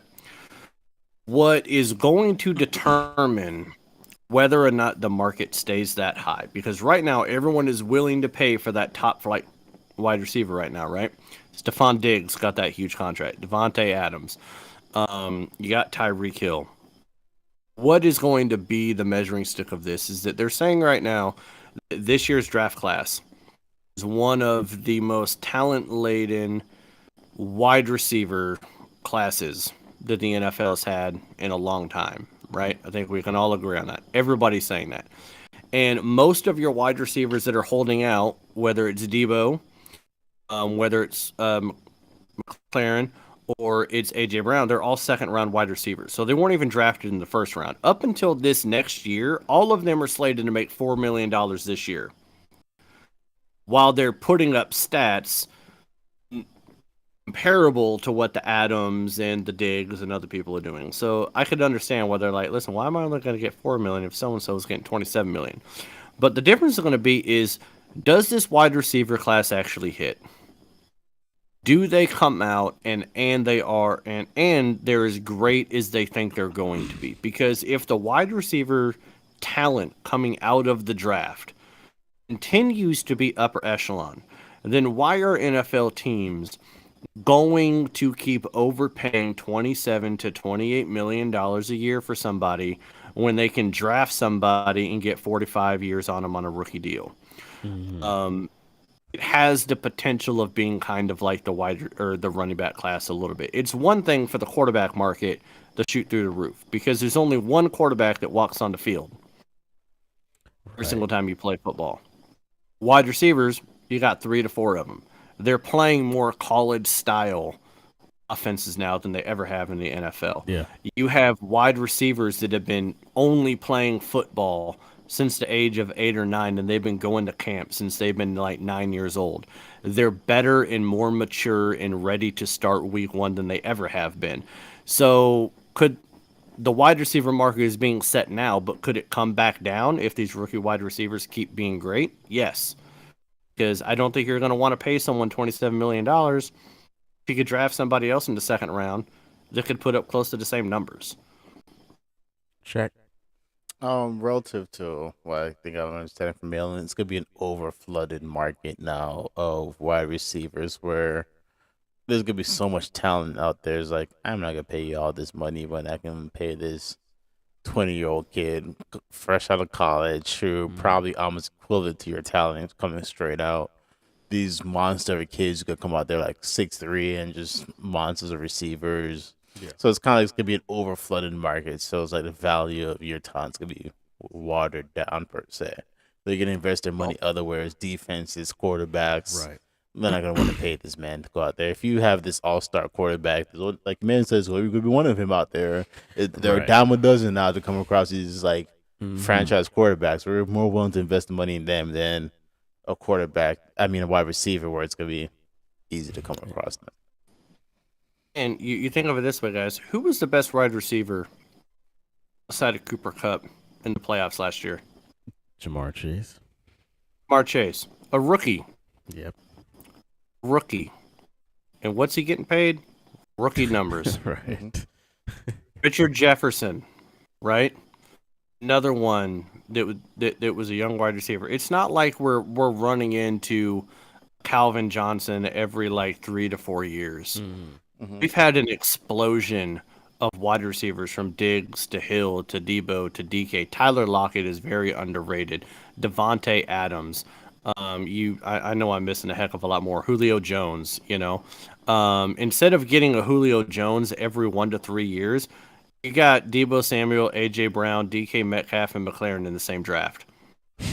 That's going to end up hurting the wide receiver market if that continues to happen. I think that's purely because, unlike the court, they're both very intelligent roles where it's high IQ, but like, whereas the wide receiver role is more of a athletic, physical role. Look at these college kids. These college kids are coming out bigger and more athletic each year. So it's kind of like they're doing 1 year and you're coming out with a 19-year-old kid who's a monster of a person out there athletically, and like you see these kids workout routines, the regimen they go out there, they're working out 7 days a week either in the gym or on the field. So it's kind of like these kids are just as competent 18 as you are as 27 years old as a player. It's like, physique wise, they're ready to go. You could draft them rookie year. They can college, you can draft them in the next week. They can come out there and be like, all right, I'm here and ready. And I would like to say that I admire the stance that DK Metcalf is taking right now, where he is not talking about his contract. He is saying that he trusts Seattle to pay him. He's saying how he wants to be like the next vocal leader on the offense in Seattle. Okay. There's a caveat to that. Do you guys remember that draft photo at the Combine or when they were leading up to the Combine and you had DK Metcalf with his shirt off and he was ripped as hell? And that's what like started the whole DK Metcalf. Do you guys remember there was a second person in that picture? There was. Yeah. Do you remember who that was? No. You guys know who that was? That was A.J. Brown. Gotcha. A.J. Brown and DK Metcalf are best friends. So right now, DK Metcalf is saying, I trust Seattle, all this stuff, and want to be the leader. Let A.J. Brown get a contract of like $26 million with $70 million guaranteed or $50 million guaranteed. That conversation and that audio that we get from DK could change real quick. if he sees his best friend get his payday, he'll be like, oh, that's how you get paid? Yeah. I can do that. I want my $50 million guaranteed. So I'm really looking at what Tennessee does right now. Like, Tennessee, don't fuck me. Don't mess with me. Tennessee, y'all got great barbecue, but don't make me wish you choke on it. All right. Don't you do this to me. My team's in enough turmoil. Fuck with my DK Metcalf right now. What's up with that? That'll piss me off. Yes, I do actually, because right now we're in the middle of the NBA playoffs, right? We're talking a lot of NBA basketball. You want to know my what's up with that is? Why in the holy fucking hell does my Seattle not have the Sonics still? Why is this still a thing? It never should have left them in 2008. Kevin Durant should have been a Seattle Sonic. It should have been the Seattle Sonics against the Miami Heat back in 2011. Okay, they never should have left. But the fact that we're in 2022 going into 2023, every time I turn on SportsCenter, it doesn't matter who the analyst is. Everybody says, every former player, there should be a team in Seattle. Adam Silver still says, there should be a team in Seattle. Well, guess what, Adam Silver? You're the goddamn commissioner of the fucking NBA. So why don't you make a decision and put a team in Seattle? Stop dangling this goddamn carrot like I'm a fucking rabbit. I don't even like carrots. Stop dangling the goddamn carrot. Tell us when we're getting a fucking team, because I'm tired of it. I want the Seattle Sonics back. It's bullshit and it's stupid that we don't have a team. That's my what's up with that. He has to. There's some clause with the ghost of David Stern that he can't get worked out until LeBron works it out when he co-owns the team or something. Isn't David Stern like a 4'8" little gremlin? Like, how the hell does he still have that much power over something? Like a goddamn hobbit. Like, can we stop talking about whatever claws he has? Oh, it's about time that Seattle gets a team back. This is ridiculous. Everyone says we should have one, yet we still don't have one. We don't even have a date on when we're getting it back. Las Vegas is... Okay, well, here's the kicker about it. Here's what's really great, is that they came out a few weeks ago saying that the two logical teams that are going to get a team in expansion are going to be Seattle and Las Vegas, right? That made me really happy. Why did that make me happy?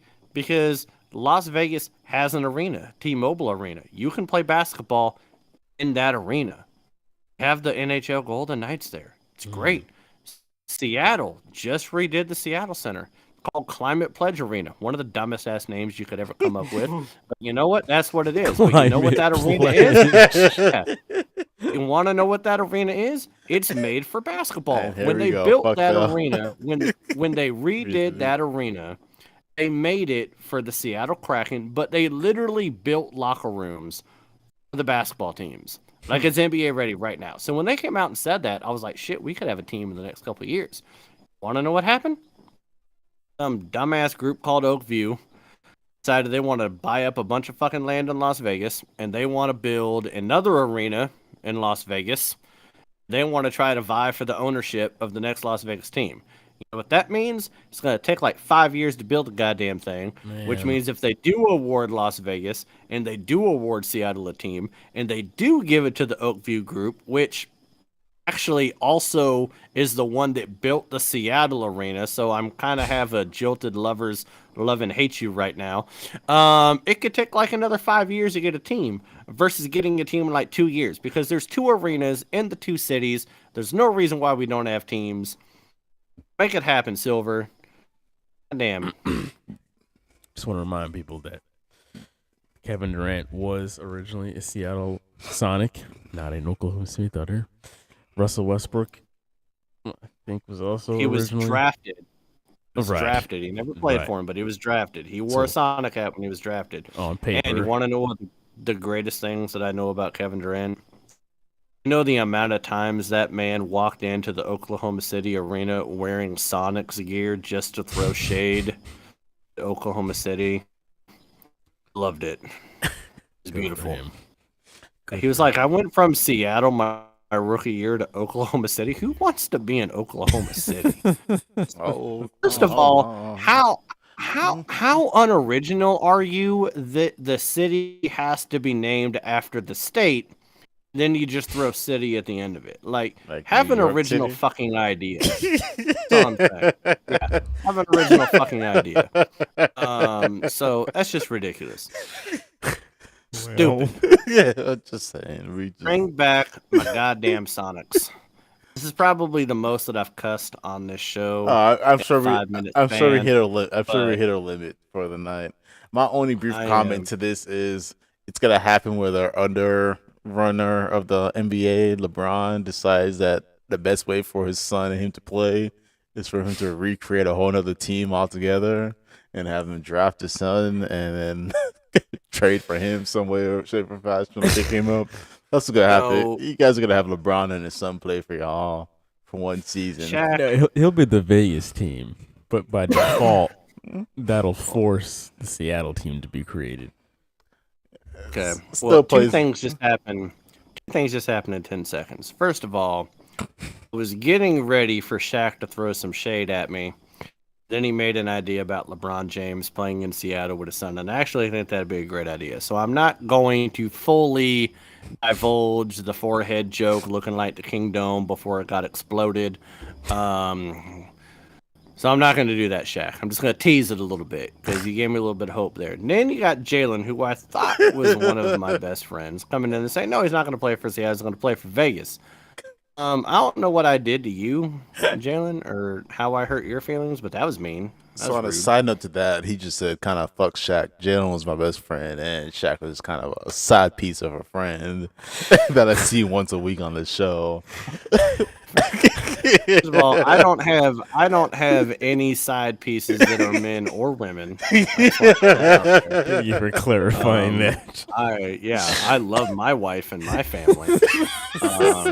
This so section. we can. But why we is can the go one ahead topic and that put turned that into like a to bed. 50-minute section of this show? I was not trying to throw shade at anybody. I was just saying it seems like I would see him in Vegas more than Except deaf and Seattle. blind That's all people. I'm saying. All right. Jalen Well- ain't trying to throw no shade except for deaf and blind people. That's all he's doing. If they're the same person, that's well. Oh, hey, I'm they're not deaf- putting down the shovel. if- Putting hey. down the shovel. I'm just saying, if they're deaf and blind, they're not watching and listening to the show. So Exactly. you're not There we hurting any go. of our listeners. There we go. So, Plus. I feel like I just made it worse. Can you I imagine? feel like I this- just made it worse. Can you imagine this show in Braille? Malin just took the shovel and digged this all deeper in that Show hole. in Braille. Showing Braille. All right, so going into the Ride or Die in 5, people.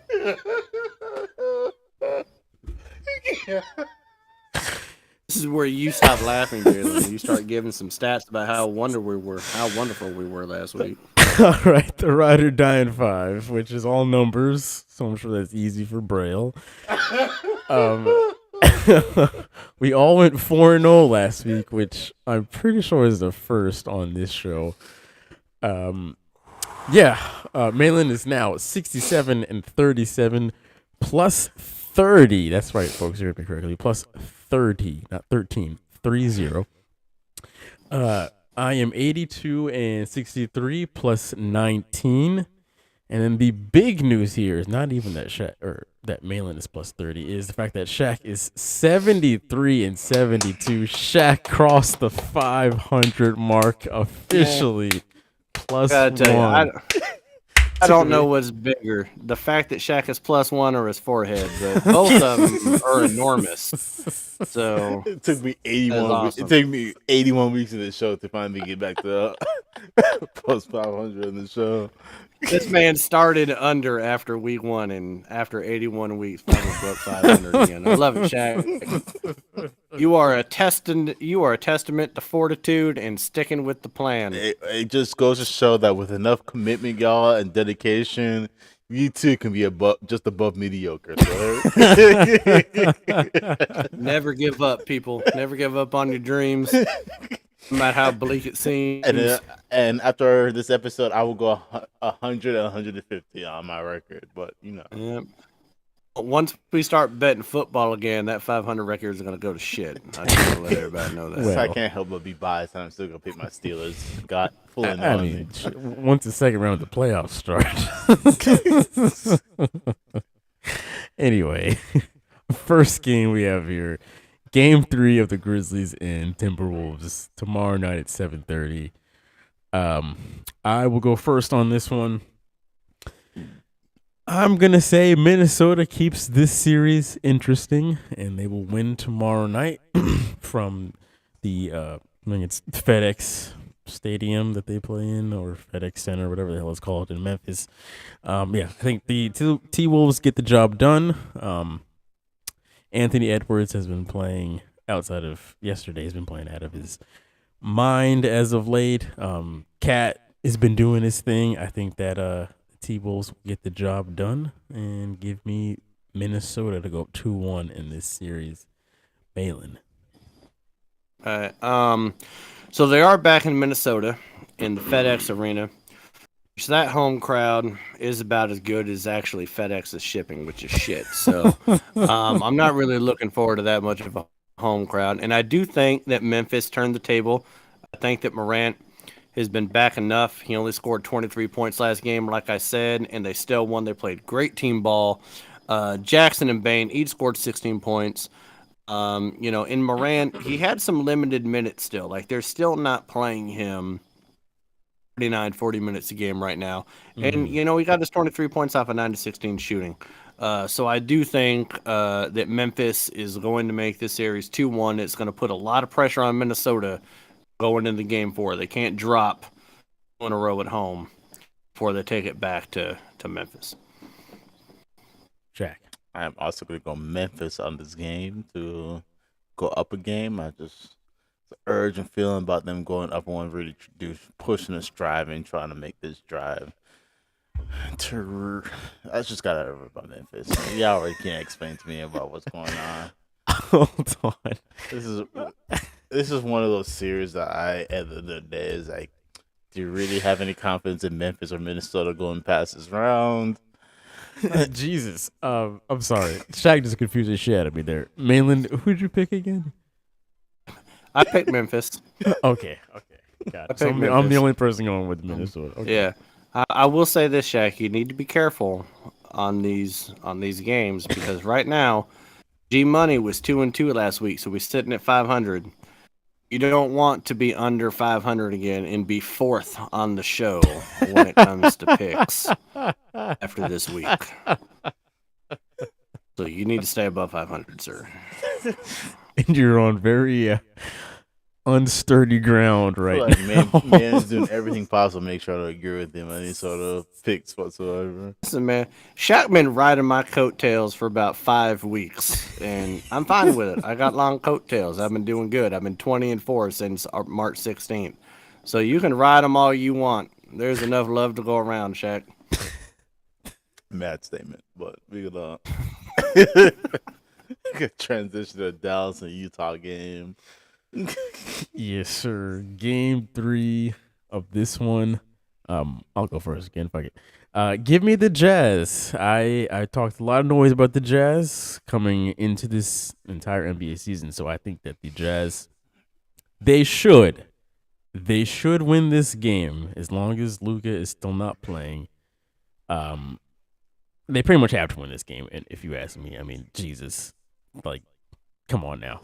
If you don't win this game and the best player of the opposite team is not there, do you really think that things are going to go well from you in the future? Probably not. So Jazz should have no excuse to win this game and this entire series. So I say the Jazz take control again of this series as they should.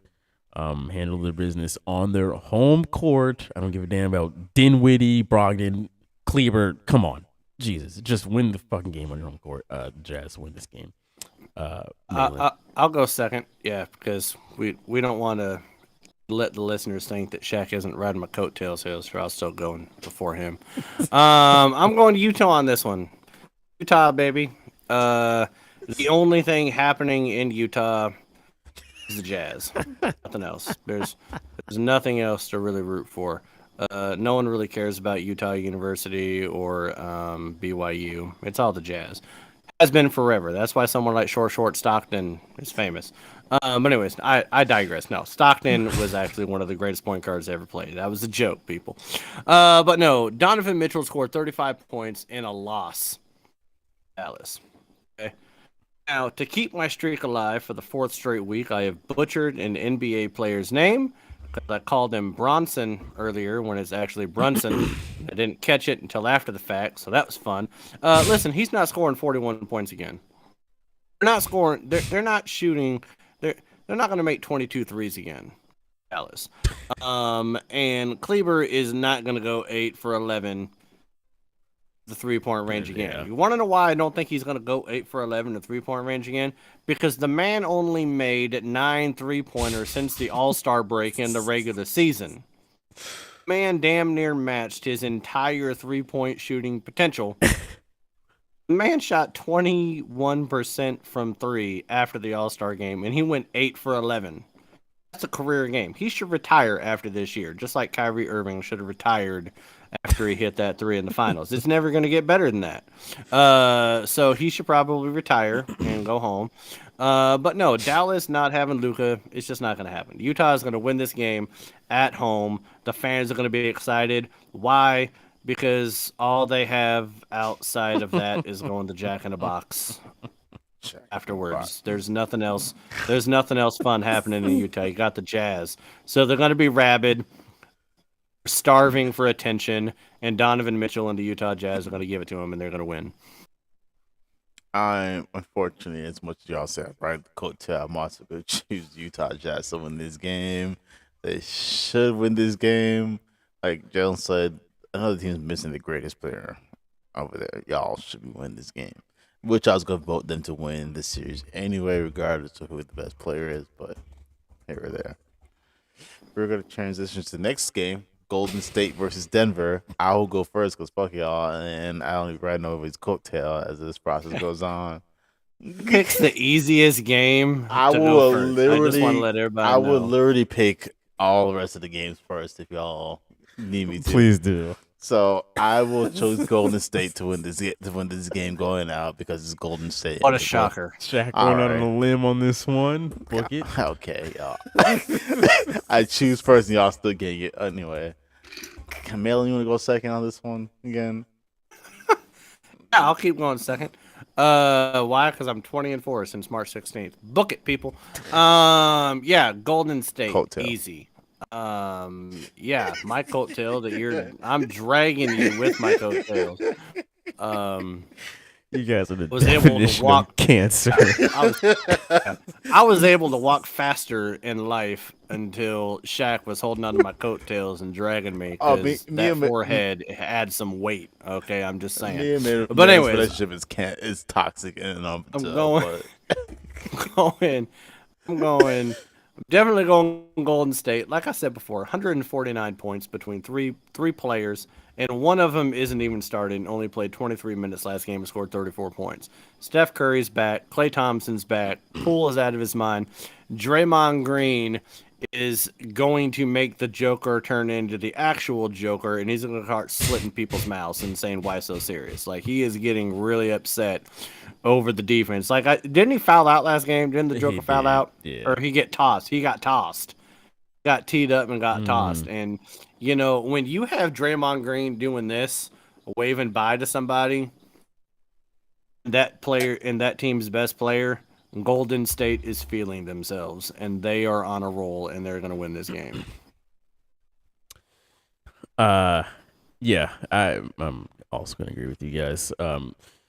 I would like to say, though, can we stop with the Joker back-to-back MVP talk? Like, stop.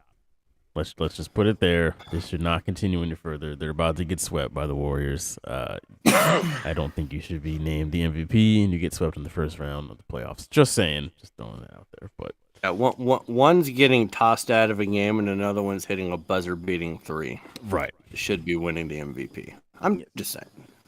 Throwing it out there. The next picks will be Milwaukee versus Chicago. I'm going to pick Milwaukee to win this game going out here.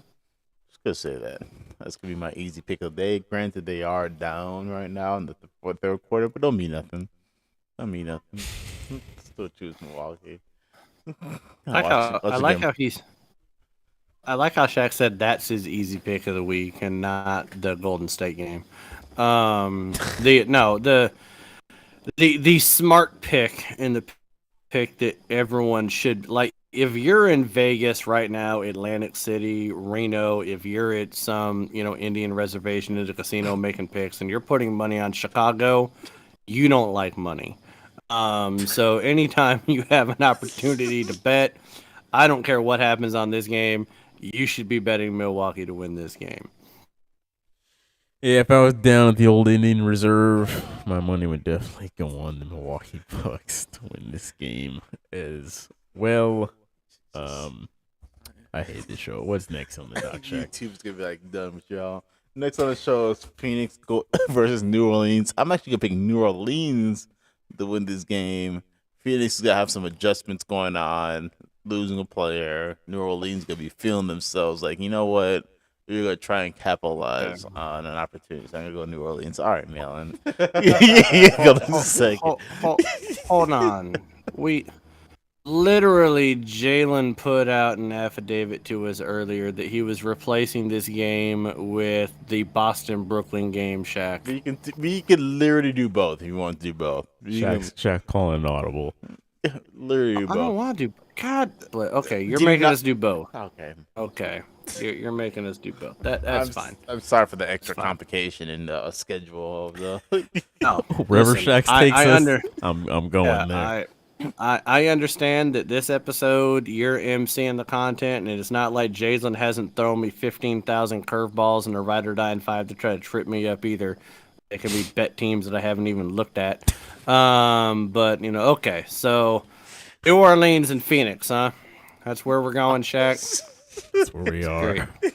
Look at you thinking thoughts. You should be working at NASA. Careful now. Yeah, that's what I was blowing up rockets before. So listen, if we sent Shaq up to space, when he came back, the world would end because that forehead's so goddamn big. You just leave too big of a crater. Now, anyways, back to New Orleans and Phoenix. It's like an end of the world event. All right, never going to space, Shaq. So I'm gonna go with Phoenix on this one. Thank Chris Paul, and Aiden. I think they're going to do it. I think that, again, they won 77% of the games without Booker. I think they're going to take New Orleans a little bit more seriously than what they were taking New Orleans previous to this. So I'm going to go ahead and take Phoenix on this one. I am going to agree with Shaq on this one. I think the Pelicans will make this even more interesting and put Phoenix into a tough position and force them to actually play legitimate basketball and have them wake up and be like, oh, hold on a second. We don't want to get too out of this. I think they'll win this game 3 at home, hold down their home court advantage. I think BI will keep up his last performance and put up, say, probably like 30, 32, 31 points-ish. And I think the Pelicans pull out a win at home. Unfortunately, I think that'll be the last win that they get this series, though. I like how you talked about the home court advantage for New Orleans. Like, they give a goddamn about basketball. Like, every good player they have leaves. Anthony Davis, Chris Paul. Paul didn't even go to the team he wanted to when he still left. He's like, I can go to the Lakers. I'm still not staying here. And Zion might as well leave. Yeah, Zion wants to leave. He doesn't want to play. He wants to. That man wants to do Instagram dunks. He don't care about playing right now. And listen, the Pelicans don't even care about winning these games because Zion's ready to come back, and they're holding him out until next year. Like, the own Pelican organization does not care about the Pelicans advancing into playoffs, so why should I? That's fair. Our next game was in Celtics and Brooklyn. On Saturday. I actually choose the Celtics to win this next game. It'll be another game like tonight, very close and competitive, back and forth. I'm not saying the Celtics are going to trail the whole entire game. I'm just saying it's going to be very close and competitive. So I see them pulling this game out. Malin? All right, so putting this 20-4 record on the line here because I don't normally bet out of emotion. But with the Celtics up 2-0, and I'd already decided whether or not the Celtics won or lost this game tonight, that I think that they have Brooklyn on the ropes. Irving has not even actually been playing well in the few games that he's actually played at home in Brooklyn. I think that the Celtics are playing a type of defense, the best defensive team in the NBA, that are frustrating Durant. They're frustrating Kyrie Irving. They're playing great team ball, and they won a game tonight where Tatum, if we're realistic, is the third best player on the court. Because Durant and Irving are better than Tatum, I believe. At least skill-wise. I think Irving's head gets in the way. Third best player. He played one of his worst games that I've seen him play in months. Only scored 19 points. Still won the basketball game. So I think the Celtics are going to win this. Take it 3-0. I'm not saying they're going to sweep them, but they're definitely going to put Brooklyn on the brink after game 3. Yeah, I have to agree with you guys. I think that, coming into this game, coming into tonight's game, game 2, I thought that if win or lose, KD was not going to have the same performance he had in game 1. Like, he'd bounce back and have a fairly big game like he historically does.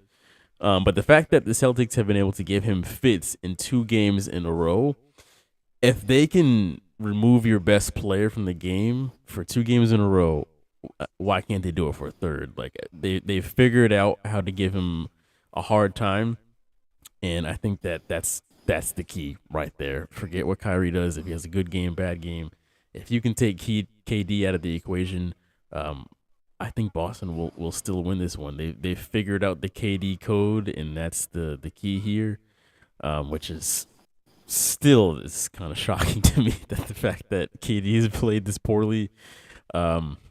Yeah, it'd be different if it was just game 1. He had a bad game, but the fact that he's struggling with this matchup, I think that can be repeated 2 more times for sure. So I think game 3 will also go to the Celtics. So I think that is that on the dock.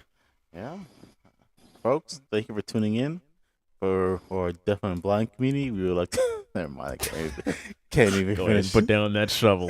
Yeah. Just leave it right there. I was like, can't even finish that joke because this show needs to finish without getting canceled. But yes, thank you for tuning in. We love every single last one of y'all that tune in on a week-to-week basis to come and listen to this very offensive show. I had a German joke when Malin was ragging on Kleber, but I saved it because I said the shovel's no more for me. So I feel there's a limit on every episode on what we can do, and we're already pushing it. Listen, I had a joke that I'm not even going to say on the air. I'll tell it to you guys after we sign off, because if I said it, we're definitely all going to hell and we're getting canceled. No, fast track. To make it even worse, they're making us commentate the bus ride down there too. It was not good. The fact that my mind even went there, I need to repent. That needs to happen. So, anyways, we love you, America. Godspeed, and we will see you guys at the NFL draft. And nobody knows what's going to happen next week at the draft. That's what's going to make it really fun. And we'll definitely need God after that episode. Some of us more than others. Yeah. Love y'all. See y'all. See ya.